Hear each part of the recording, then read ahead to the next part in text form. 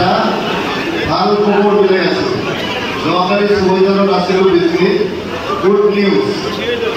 news তো হল দিল্লী সৰকাৰে already কৈ দিলে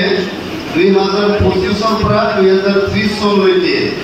ইউপিপিএল মাত্ৰ একজন এমচিএ জিকিলেও প্ৰমোদ বড়োৰ নেতৃত্বত বিটিআৰত ইউপিপিএল সৰকাৰ হব বুলি দিল্লী সৰকাৰে অলৰেডি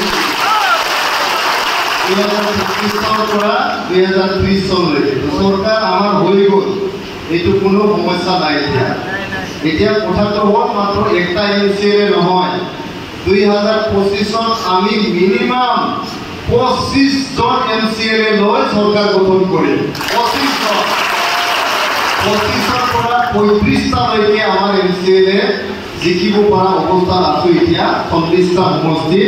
25 পৰা 25 তলত নাহে 35টা লৈকে আমাৰ যাব পাৰে ইউপিপিএল গতিকে এইটো লৈ আমাৰ কোনো সমস্যা নাই আমি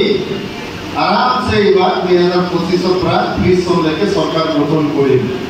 আমাৰ এইবাৰ অপোজিশন নহোৱা এটা ইলেকশন আমাৰ মেইন অপোজিশন তো হল বিটিএম নাঙল পাৰ্টি এনেকুৱা দুৰ্বল হয়েছে নাঙলৰ নাও এনেকুৱা ডুবুম অবস্থাত আছে যে নাঙলৰ নেতৃবৃন্দই বিশ্বাস নকৰে যে বিটিএমৰ কিবা ভবিষ্যৎ আছে বুলি এই কাৰণে বিটিএমৰ ভাইস প্ৰেসিডেন্ট 3 বাৰৰ ক্যাবিনেট মন্ত্ৰী চন্দন ব্ৰহ্ম তেখেতে বিটিএম এৰিলে ইউপিপিএল আহি গ'ল 3 বাৰৰ ডেপুটি চিফ বিটিএমৰ vice president Khampa Borgoyary UPPL দলত আহি গ'ল হিতেশ বসুমতাৰী এটা সময়ৰ মহাপ্ৰতাপী ইএল আৰু এমএলএ বাক্সা জিলাৰ প্ৰেসিডেন্ট হিতেশ বসুমতাৰী ইউপিপিএলত আহি গ'ল বিশ্বজিৎ দৈমাৰী এটা সময়ৰ ৰাজ্যসভাৰ সাংসদ আৰু বিটিএমৰ নেতা বিজেপি গুচি গ'ল এনেকৈ বহুত মানুহ আমাৰ গোসাইগাঁও ভীমেন্দ্ৰনাথ ব্ৰহ্ম আমাৰ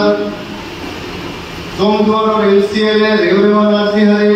সকলো এতিয়া আমাৰ দলত আহি গ'ল আমাৰ মানস চেৰপানৰ এমচিএল ধনঞ্জয় বসুমতাৰী ইউপিপিএলত আহি গ'ল সুবাইদাৰৰ এমচিএল প্ৰভাত বসুমতাৰী বিজেপি গুচি গ'ল আমাৰ মনোহৰগাঁৱৰ এমচিএল ৰাজীৱ ব্ৰহ্ম তেখেত বিজেপি গুচি গ'ল তো বিটিএমৰ লিডাৰবিলাকেই নাভাবে যে বিটিএমৰ কিবা ভবিষ্যৎ আছে বুলি মাবা মঞ্চি ইউন দম বহু